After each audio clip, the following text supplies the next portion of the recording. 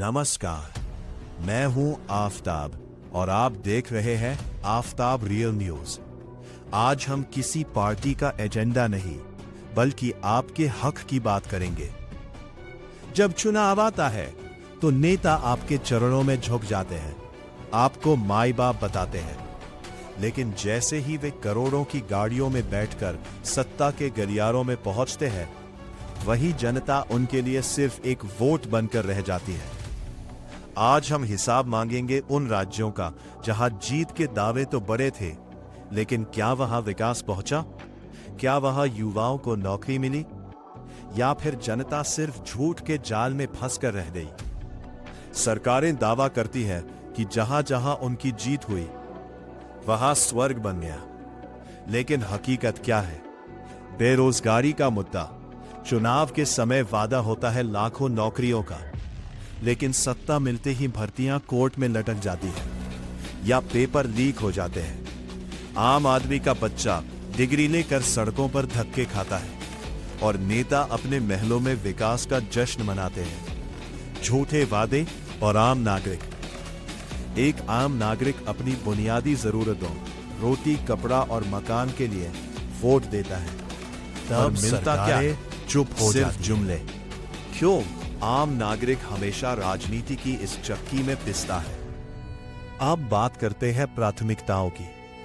देश की राजधानी दिल्ली को देखिए, जहां लोग आज भी पीने के साफ पानी के लिए तरस रहे हैं। लंबी कतारें और पानी के टैंकरों के पीछे भागती जनता, क्या विकसित भारत की तस्वीर है? दूसरी तरफ मणिपुर की तरफ नजर डालिए। महीनों से वहां इंसान जल रहे हैं, घर उजड़ रहे हैं, मासूम मर रहे हैं।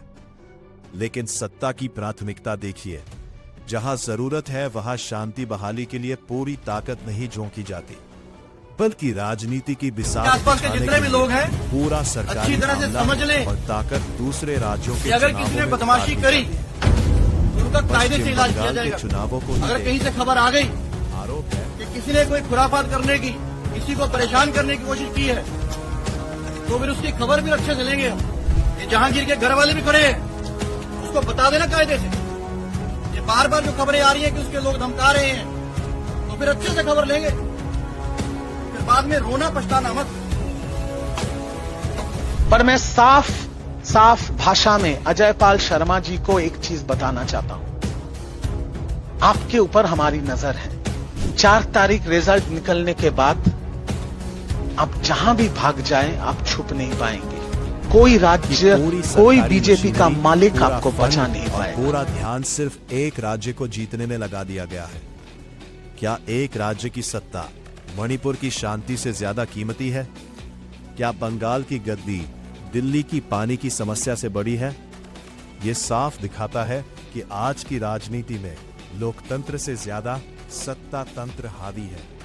जहां वोट की फसल कटती दिखती है, वहां पूरी ताकत झोंक दी जाती है, और जहां इंसानियत मदद मांग रही है, वहां सिर्फ चुप्पी मिलती है। हमें यह समझना होगा कि नेता हमारे मालिक नहीं, सेवक है। जब तक हम उनसे सवाल नहीं पूछेंगे, वे हमें ऐसे ही गुमराह करते रहेंगे। आप हमें अपना सहयोग दें। नीडी के गुंडों की चिंता मत करिए। चुनाव आयोग ने चप्पे चप्पे पर सीआरपीएफ बिठाई, और आज मैं बोलकर जाता हूं, चुनाव के बाद भाजपा सरकार आनी है, फिर भी 60 दिन तक ये सीआरपीएफ यही रहने वाली है। साथी হয়েছে কারণ আমাকে ওরা এখন চেনে না। কোনোদিনও শুনেছেন একটা নির্বাচনে লড়তে গেলে দিল্লি থেকে যত ফোর্স সেন্ট্রালের 2 লক্ষ পুলিশ নিয়ে এসছে, আর আমাদের পুলিশরা ওদের সাথী হয়েছে। चुनाव में हिंसा की घटनाएं भी लगातार सामने आ रही हैं। आरामबाग में टीएमसी सांसद मिताली बाग की कार पर हमला हुआ, जिसमें वो घायल हो गई। टीएमसी ने इसका आरोप बीजेपी कार्यकर्ताओं पर लगाया है। हालांकि बीजेपी ने इन आरोपों को पूरी तरह खारिज कर दिया। बंगाल में पहले भी चुनावी हिंसा बड़ा मुद्दा रही है, लेकिन अब जनता सिर्फ हिंसा नहीं बल्कि वादों और काम का हिसाब भी मांग रही है। कई लोग सवाल उठा रहे हैं कि क्या सत्ता में आने के बाद किए गए सारे वादे पूरे हुए या फिर जनता को सिर्फ बड़े बड़े भाषण और चुनावी नारों में उलझाया गया। लोग अब सिर्फ भावनात्मक भाषण नहीं बल्कि शिक्षा, रोजगार, शांति, पानी, महंगाई और विकास जैसे असली मुद्दों पर जवाब चाहते हैं। कई लोगों का मानना है कि देश को ऐसी राजनीति की जरूरत है जो पढ़ी लिखी, समझदारी और विकास की बात करे, ना कि सिर्फ चुनाव के समय आरोप प्रत्यारोप और सत्ता की लड़ाई से सवाल नहीं पूछेंगे। वे हमें ऐसे ही गुमराह करते रहेंगे। आप हमें अपना सहयोग दें और हमारे चैनल को सब्सक्राइब करें ताकि हम आपके सवाल सीधा सरकार से कर सके और आपको सही राह दिखा सके।